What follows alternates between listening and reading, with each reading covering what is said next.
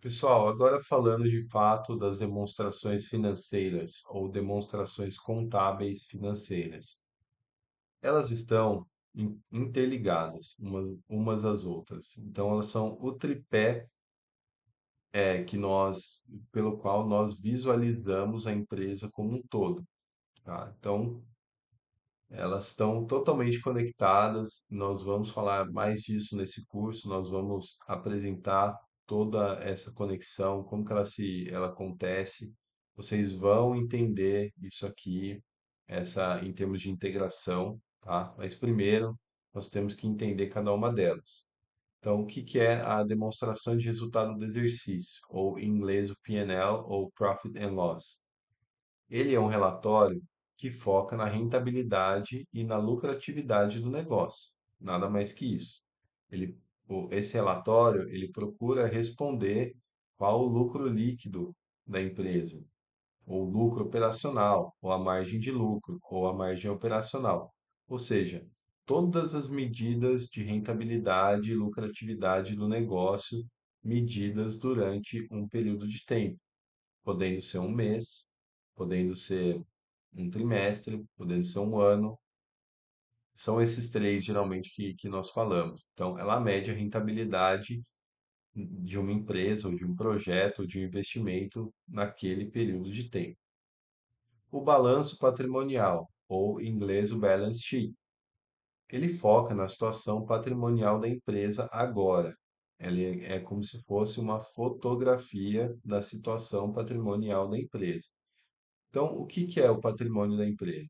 É o quanto que ela tem de caixa, quanto que ela tem de disponibilidades, quanto que ela tem de ativos permanentes, como prédios, como máquinas, como computadores, quanto que ela tem de ativos intangíveis, pode ser um intangível de forte valor, é a marca que aquela empresa tem, por exemplo, a Coca-Cola, imagina o valor que tem a marca da Coca-Cola, ou também de ativos intangíveis, como iniciativas de inovação que aquela empresa, quando nós pensamos, por exemplo, numa empresa muito inovadora como o Google, como a Tesla, quanto que ela tem de valor de intangível dentro dela para inovar, para trazer novas tecnologias para o mercado. Isso é um valor intangível também e que está, se devidamente contabilizado, está no balanço patrimonial.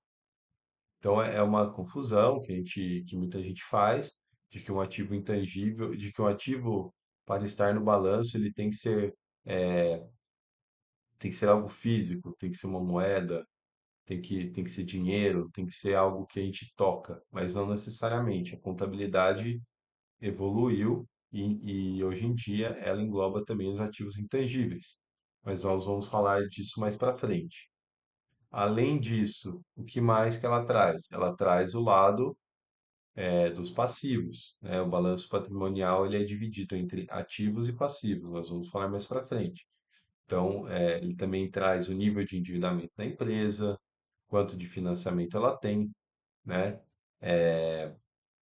E tudo mais. E aqui, muito importante também, no balanço nós vemos como aquela empresa é financiada, quanto de capital próprio, ou seja, capital dos acionistas, e quanto de capital de terceiro, ou seja, bancos, instituições financeiras, ou outros credores, ou eventualmente até fornecedores, estão emprestando recursos para aquela empresa. Então, o balanço patrimonial é uma fotografia, tá? Na contabilidade, essa fotografia ela tem diversas formas de ser apresentada. Ela pode ser apresentada, por exemplo, por um custo histórico, ou seja, quanto que a empresa X pagou naquele prédio. Então, aquele prédio ele vira o valor, o custo de aquisição daquele prédio entra no balanço patrimonial. Mas também existem outras formas, como por exemplo o fair value, né, que é uma forma que traz uma visão um pouco mais financeira dos ativos, no qual se chega no resultado de quanto aquele ativo vale pelo quanto que ele vai trazer de rentabilidade para a empresa no futuro. Então, aquilo é um fair value também. Ou outra forma, que é que é a forma na qual quanto aquele ativo vale no mercado. Então, se eu comprei, por exemplo, um carro e eu paguei R$ 100.000 nele, sou uma empresa, tá? Deixando claro aqui, eu paguei R$ 100.000 nele, mas por algum acaso esse carro hoje em dia vale 200, ele valorizou, ele virou um item raro. Então, esses 200 é o quanto é o valor de mercado daquele ativo. Então, a contabilidade também pode trazer essa atualização daquele ativo por valor de mercado. Enfim, o balanço patrimonial, ele é a fotografia da situação patrimonial da empresa, podendo ser medidas de diversas formas, não somente pelo custo histórico, que fique claro. Mas aqui não é o objetivo desse curso, tá? Nós vamos passar um pouco mais no detalhe pelo balanço patrimonial, mas convém ressaltar aqui para conhecimento de todos, pois são coisas importantes que agregam aí conhecimentos, bons conhecimentos para o profissional, você profissional de finanças e contabilidade. E por fim, o fluxo de caixa, que em inglês é o cash flow. Fluxo de caixa é talvez o mais simples de todos. Ele é o foco na geração de caixa da empresa.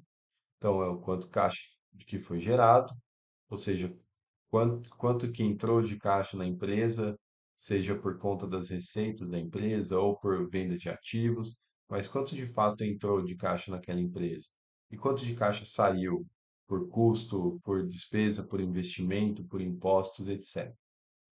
Também ele traz as necessidades de caixa da empresa, principalmente se nós olhamos uma projeção financeira com um contexto mais longo, podemos perceber momentos que a empresa necessita de caixa.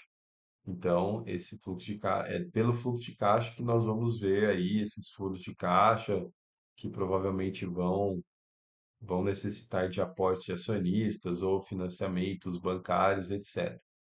Então, o fluxo de caixa é importante por conta disso também. E os usos de fonte de caixa, né? Que eu já falei um pouco, por onde está entrando e por onde está saindo o caixa dessa empresa.